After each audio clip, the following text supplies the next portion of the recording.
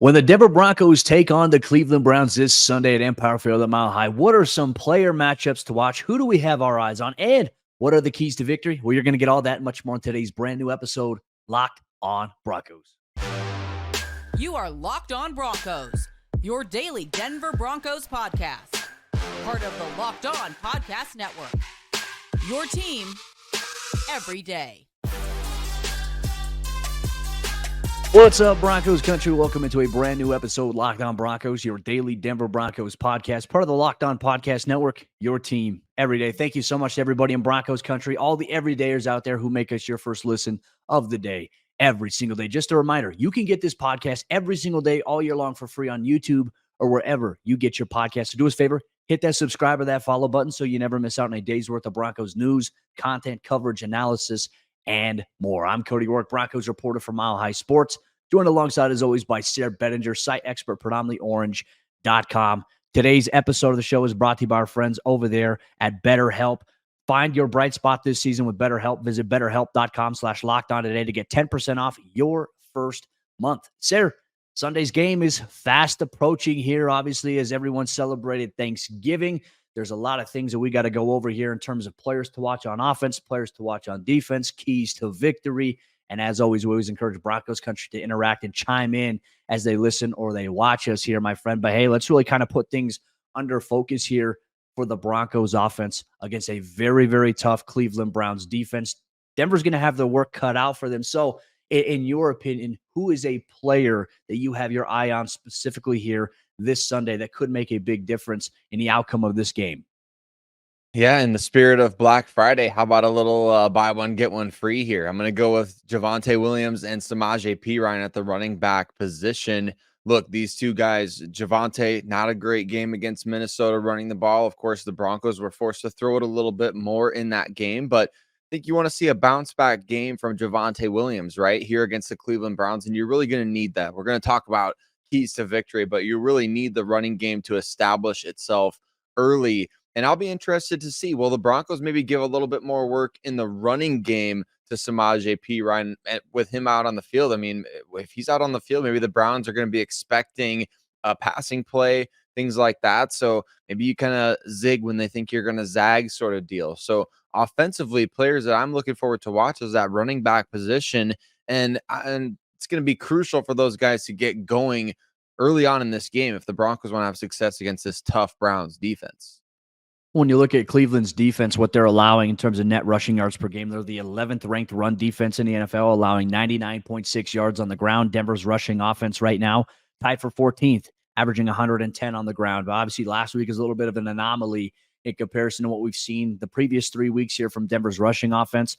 I'm very curious to see, okay, obviously with Javonte getting in there, Jaleel McLaughlin's touches have kind of evolved a little bit. It's been a little different. He hasn't had the success he had early on in the season, and I'm not sure if it's maybe teams are picking something up now that he's in the game. Like, obviously, like at the target, anytime Jaleel's in the game, the target is usually him, like on most of those plays. So I think that's a very, very interesting maybe player dynamic to watch there. I think Javonte, a big game against the Browns this week. Look, they're going to need him against the physicality that defense brings to be able to fall forward for the few extra yards. I feel like that could be so crucial in a physical matchup where we expect a lot of trench warfare specifically here on Sunday. I'm going to go with Jerry Jeudy as my player to watch in the offensive side of the ball right now. Obviously, while Courtland Sutton has caught a touchdown pass in the last 5 consecutive games that he's had here, Jerry, I think last week we saw it against the Minnesota Vikings, got a little bit more involved. And look, it was even in the short game where Denver threw it short. He made some plays. We all talk about the pump fake that he had against the Vikings defender there. But I think one of the things we need to see here with Jerry specifically is, can the Broncos offensive line give Russell Wilson enough time to do a 5-step drop back or open up the play action and maybe find Jerry on those deep digs, those crossing patterns where we've seen him eat historically? There's going to be a lot of coverage dynamic in this game, obviously, with Denzel Ward being a guy that you have to watch out for there. They have really fast, rangy, and long athletic linebackers that love to patrol the middle of the field. Good safety play there. So can Jerry find a way to get going in this game? He's going to be my offensive player to watch. Now, while I still expect, hey, Courtland Sutton is going to get his, I think Jerry's going to be in line here to make a couple of big plays in Sunday's game against the Browns. And their pass defense right now, they're the first-ranked pass defense in the NFL, allowing 143.7 yards through the air, which is going to be very tough here. And I think a big reason is because they have good guys in the secondary, but primarily it's because of one man. That is Myles Garrett, who's an absolute wrecking crew so far this season. He's got 13 sacks, Sayre, in just 10 games this year. A big challenge here for the Broncos offense. He really is. He's he's a scary looking dude too. I mean, he's the guy that you want. What they used to say, the first guy you want off the bus, right? That's Myles Garrett. He's the guy that you want, the intimidator out there. And I think that the Broncos just really, they can't be afraid to throw the ball in this game, right, Cody? Because that's how you're going to lose against the Browns. If you come out there and you're afraid to throw, if you're not willing to take some chances, don't be reckless, but if you're not willing to take some chances throwing the ball, hey, you're going to get beat in this game. So the Broncos are going to have to do that. I know that the Browns have some injuries there in the secondary that they're dealing with. The cornerback position, though, is absolutely loaded for them. So it's going to be Jerry Jeudy, Cortland Sutton, those guys winning their one-on-one matchups against these really talented defensive backs, and Russell Wilson getting the ball out quickly and decisively, as we saw at times against the Vikings. You know, the deep dig to Jerry Jeudy, great play. The deep downfield shots to Cortland Sutton. Those are the kinds of things you're going to have to say, hey, we got to trust our guys to go out and make a play. And Jerry Jeudy is one of those players for the Broncos that even against a good defense like Cleveland, his abilities after the catch, his ability to create separation, those traits can help you against a tough defense like this. So I don't think the Broncos can go into this game, Cody, feeling like, they're so timid to throw the ball, or they're afraid to get the ball to their playmakers on the outside because, well, they're not going to have enough time, or there's not going to be separation. You're going to have to trust your scheme, maybe in this game more than any other before it. And that's a great question. You said the word timid, right? And Denver can't afford to come out timid against the Browns defense. I mean, think about the string of defenses that Denver has played as of late. I mean, Sayre, we go back to the Chiefs game. The Chiefs are one of the top defenses in the NFL. Then you look at the Buffalo Bills, very good defense. The Minnesota Vikings, very good defense. And now, I mean, we might be able to make an argument saying this might be the toughest defense here so far this week that Denver's going to play this season in the remaining stretch of games that they have left. Detroit's kind of a question mark at this point, but this is an opportunity for Denver to go out there, because you and I had talked about it this week as well. You can't keep hoping that how you're playing is going to be sustainable if you can't open things up. Denver has to find a way to open things up this week against the Cleveland Browns. These are our offensive players to watch, and some of our keys to focus on here, specifically on that side of the ball. Broncos country, share your thoughts as you're watching or listening along here, Locked On Broncos. We're going to get to the defensive side of the ball, players that we have our eyes on in Sunday's game against the Cleveland Browns. You're going to get all that in today's brand new episode, Locked On Broncos. Today's Locked On Broncos is brought to you by our friends over there at FanDuel Sportsbook. And FanDuel Sportsbook is America's number one sportsbook. Score this NFL season with FanDuel, America's number one sportsbook. And right now, new customers, they get $150 in bonus bets with any winning $5 money line bet. So if you place $5 on the Broncos to win on the money line against the Browns this Sunday, well, the next day you're going to wake up, you're going to have $150 in bonus bets in your account to use. And that's if your team wins. If you've been thinking about joining FanDuel, there's no better time to get in on the action than right now. Not only is the NFL season in the middle of it, you've got the NHL season on the ice, you've got the NBA season going on with all the in-season tournament stuff. It is a fun time to get in on the action. The app is super easy to use, and there's a wide range of betting options, including spreads, player props, over-unders, and more. For example, the spread for this week's game for the Denver Broncos, they're 2.5-point home favorites against the Cleveland Browns. Will they cover that? Will they be the money line winner? Well, you can get on the action at FanDuel Sportsbook. So visit FanDuel.com/lockedon and kick off the NFL season. FanDuel, the official partner of the NFL. Which players defensively for the Denver Broncos could be the reason this team wins or loses against the Cleveland Browns on Sunday? We're going to talk all about it. But before we do, want to say thank you and give a huge shout out to every single one of you that makes Locked On Broncos your first listen of the day every single day right here on the Locked On Podcast Network, your team every day. You know, you can listen free and available everywhere that you find your podcast, as well as you can watch on YouTube and engage there and let us know, who do you have as players to watch in this game? Who are you keeping your eyes on? Even as, you know, we all watch the whole game, but kind of drift towards certain players and see what kind of impact they're making on a down-to-down basis. Let us know who you're going to be watching. Cody, defensively for this game, the Broncos are going up against one of the most banged up offenses in the NFL, but kind of a resilient group there. Obviously, the Cleveland Browns lost Nick Chubb early this season, which was a brutal blow for their. It almost felt like they had lost their starting quarterback. I mean, he's that important to their offense, but they've been able to endure, and even amidst losing their quarterback, right? Deshaun Watson out for the season. PJ Walker, he's been replaced by Dorian Thompson-Robinson now. 3 quarterbacks, new running backs. It's a lot going on for the Browns offense. So defensively for Denver, who do we need to be keying in on to take advantage of maybe some of the youth on that side of the ball for the Browns? Well, I think if Denver comes out the way I think that they should come out and really try to emphasize sell out on stopping the run between Kareem Hunt and obviously what the Browns offense has in store there, I think if you force a young rookie quarterback like Dorian Thompson-Robinson to have to sit back there, and if Denver's pass rush can get home or fluster or pressure him, though that they've had success in the last couple of weeks, I got my eyes on Patrick Surtain, right? More than likely, he's going to draw the matchup assignment against Amari Cooper. You get Alabama versus Alabama, 2 of the best players in that program's history going against one another, respectively. I mean, that to me is a little exciting there to see. And when you look at where Amari Cooper is this season, he's leading them in receiving yards with 749 yards through the air so far this season. And look, I think he's in a tough spot as well because he went from playing with Deshaun Watson at one point to PJ Walker to all of a sudden now Dorian Thompson-Robinson, like just a revolving door there. And former, if I'm not mistaken, former Broncos, reinvigorating project, former elite quarterback Joe Flacco, if I'm not mistaken, is on their practice squad. So there's a lot going on right now when we talk about this Cleveland Browns team. But look, you have to account for Amari Cooper in a big way.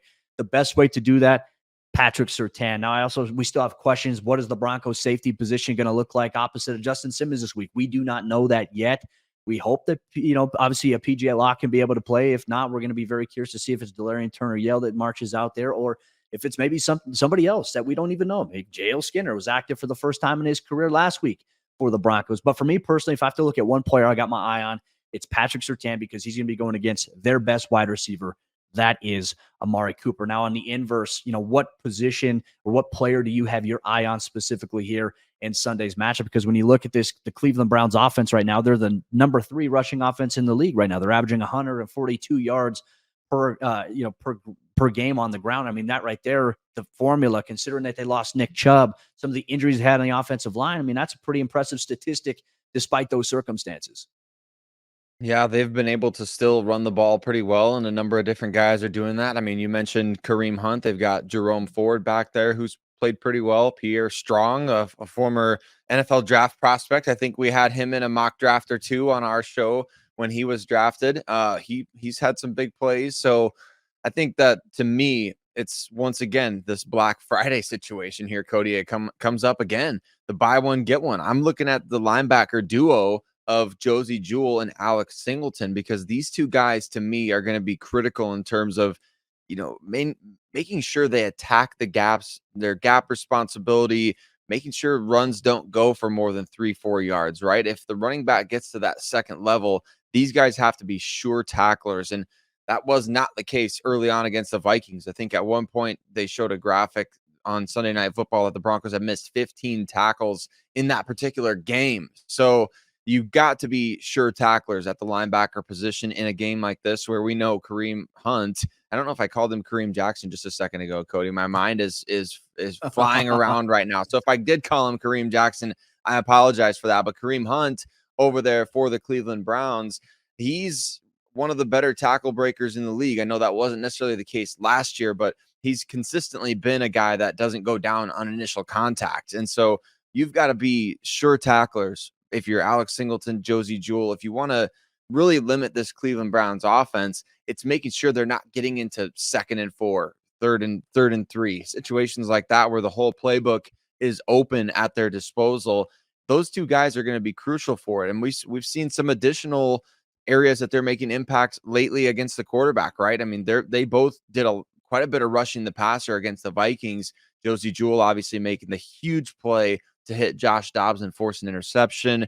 Alex Singleton, a number of blitzes in that game as well. So I think these 2 guys are going to be attacking, and I think they're going to be, when we look back at this game after it's over, I think Alex Singleton and Josey Jewell will say, hey, the way that they played really dictated the pace defensively for Denver. I like that. I think that's a very important key there. And look, I think if we take a look at some of Cleveland's numbers on the offensive side of the ball, I mean, Sarah, it's a little weird because we talk about how they're the third ranked rushing offense, but everything else for them is rough. Like, they're 13th. They're doing pretty solid in terms of points per game. They're 13th in the NFL. They're averaging 22 points per game this season. However, they rank 30th in yards per play at 4.52. They're also one of the bottom ranked passing offenses in the NFL right now. I wonder if that's going to change. Are the Browns going to be more conservative in a sense of trying to protect DTR from, having to throw, make mistakes there? Because they're the 31st ranked team in terms of passes intercepted. They've had 13 total passes intercepted this season. Quarterbacks have been sacked a really high amount of times, 29 times so far this season. They have 20 total giveaways on the year, which is 29th in the NFL. And they're one of the worst third down offenses in the NFL right now, converting on 32.7% of their attempts in that position. But then it goes to be very weird here because when you look at them in the red zone, they're the 12th ranked red zone offense in the NFL, converting on 56.7% of their attempts. So when you look at the tape and you look at the numbers, some things make sense and then some things don't add up. But then you look at them on the defensive side, as we talked about. I mean, you look down the weekly release packet, it is all green, which means that it's top 10 in a lot of their major categories. They're 243.3 yards per game allowed defensively, first in the NFL. So we know that, hey, so much of this game, this could be a defensive game here for both teams. I think maybe we have to ask ourselves the question, if one of these offenses makes a mistake that leads to a turnover, Denver or Cleveland, both sides are going to have to be looking at trying to score on defense to make it very difficult for the other team to get back into it. We're just hoping that it's on the Broncos side going forth here this week. Going forward here. Broncos Country, we want to hear from you when you talk about this game defensively, players to watch. Who do you have your eye on specifically in this matchup? Let us know in the YouTube comments if you're watching, or if you're listening to us wherever you get your podcasts. You can tweet us on social media at Cody Roark NFL, at Sayre Bedinger, at Locked On Broncos. One thing we are going to dive deep into, though, is our keys to victory. What do the Broncos need to do in order to come out of Sunday's game, 2:05 p.m. Mountain Time kickoff, with victory? You're going to get that on today's episode, Locked On Broncos. This show is sponsored by BetterHelp. This time of the year can be a lot, and it's natural to feel some sadness or anxiety about it. But adding something new and positive to your life can counteract some of those feelings. Therapy can be a bright spot amid all the stress and all of the change, something to look forward to make you feel grounded, and most importantly, to give you the tools to manage everything that's going on. Holidays are very tough around this time of the year, and therapy can be a great support system for you as you maybe navigate the holidays. My thoughts are with everyone who may be alone on the holidays here. I've utilized BetterHelp in the past before, and I found it very convenient because it was best suited to my schedule. I could do it from the convenience of my home, and on top of that, I matched with a therapist that was really good, vibed really well with her. She helped me with a lot of things that I work on and still apply in my day-to-day life. And if you're thinking of starting therapy, give BetterHelp a try. It's entirely online. It's designed to be convenient, flexible, and suited to your schedule. All you do is you just fill out a brief questionnaire to get matched with a licensed therapist. And if you don't vibe well with your therapist, you can switch therapists at any time for no additional charge. Find your bright spot this season with BetterHelp. Visit BetterHelp.com/lockedon today to get 10% off your first month. Once again, that's BetterHelp, HELP.com/lockedon.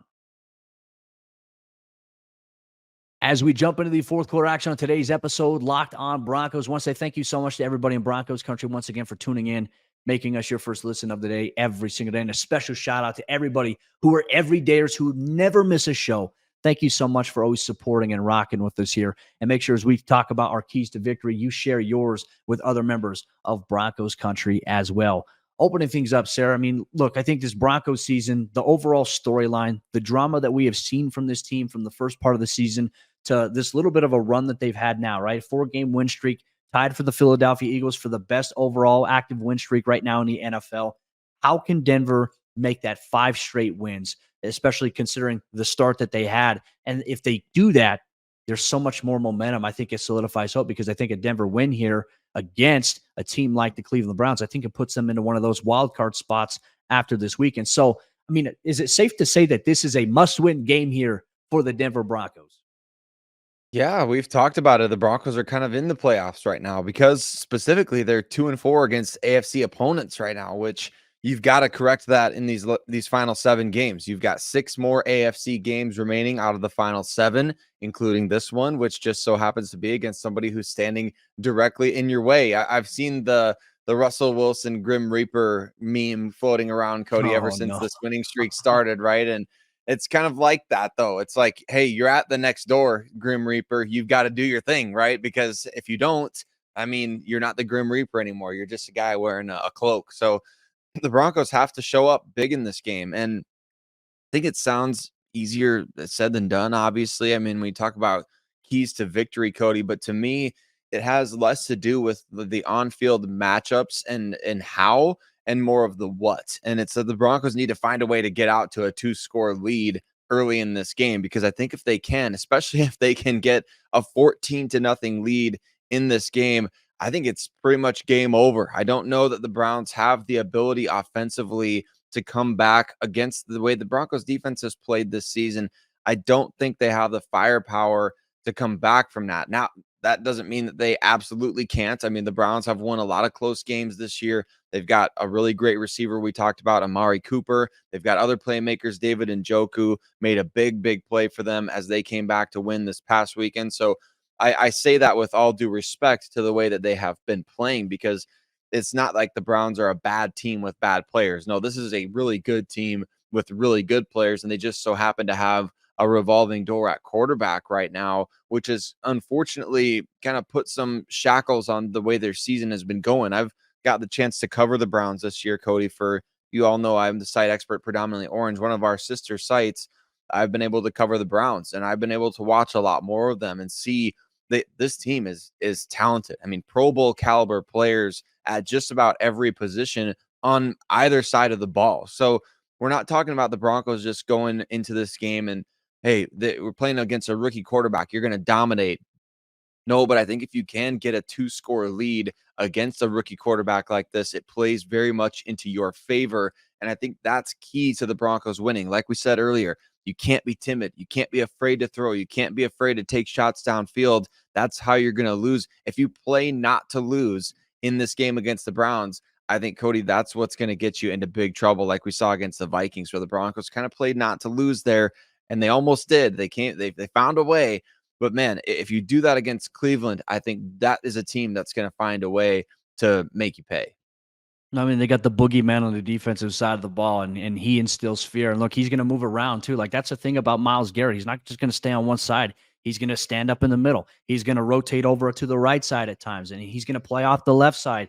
And he's going to do a little ISO crossover move, because that's just, how do you stop that? How do you stop a guy that big, that physical, that explosive? And then you factor in Shelby Harris. They are very talented on defense. They have talent on the offensive side of the ball, as you mentioned here.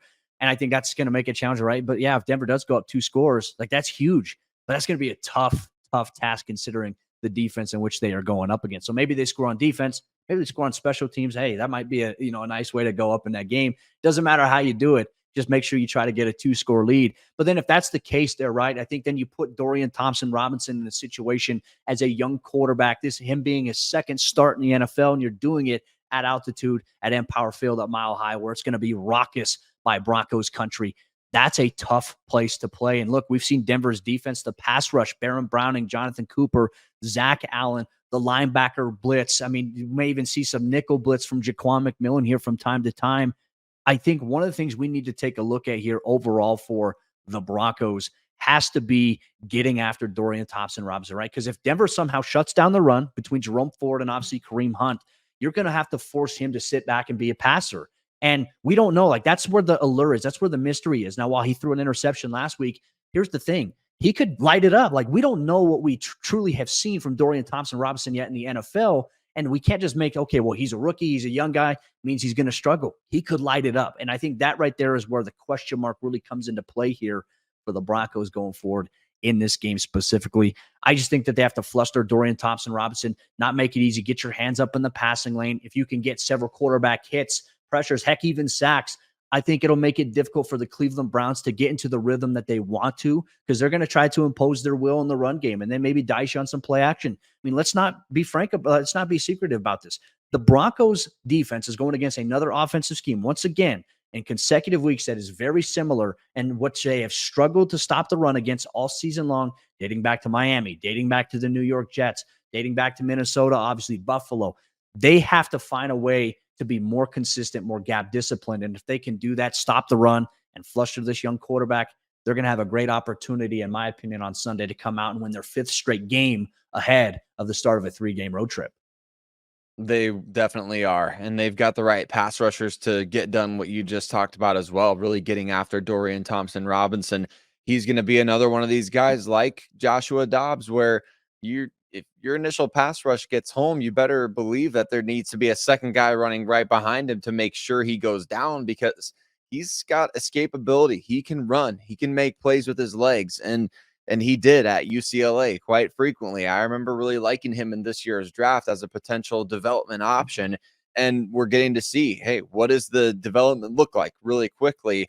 So like you said, Cody, I mean, he could explode at any time production-wise. I found it very fascinating that the Browns put him back in the lineup, because I don't remember the exact game it was, but he had a start earlier this year before they utilized PJ Walker, where Dorian Thompson-Robinson looked like he looked like a puppy that was thrown into a den of lions or something like that. I mean, it was not good. And that's why they put PJ Walker into the game. He looked way different against the Pittsburgh Steelers, and that was a tough matchup for him to go in there and get as his second NFL start. You got TJ Watt coming at you. You got that secondary in Pittsburgh that's always flying to the ball. He played pretty well, especially late in that game. He was very emotional on the sideline, and you could tell that this means a lot to him. So is his confidence growing? And if that case, the Broncos need to find a way to shut it down, take away the first read, make sure your pass rushers are in relentless pursuit, make sure you're blowing up the middle of the line of scrimmage. There's so many different areas of this game where I think, hey, you're playing a young quarterback. Here's the formula. Typically, if the Broncos can execute that, Cody, they will get to 5 straight wins. Oh, that would be huge. I mean, changing the course of the season, right? And obviously, once again, another AFC conference win is the most important thing considering Denver's conference record. Tiebreakers are so important, especially at this juncture of the season. Denver can do that. They are in firm control of their destiny. Broncos Country, let us know your keys to victory, your players to watch on offense and defense. If you're listening or watching wherever you get your podcast, we appreciate you. Get involved in the discussion with other members of Broncos Country. Well, Broncos Country, the Broncos will kick off Sunday's game against the Cleveland Browns, 2:05 p.m. Mountain Time at Empower Field at Mile High. We'll have you covered every step of the way. The next time you'll hear from us is on the Locked On Broncos post-game report. We'll see you then.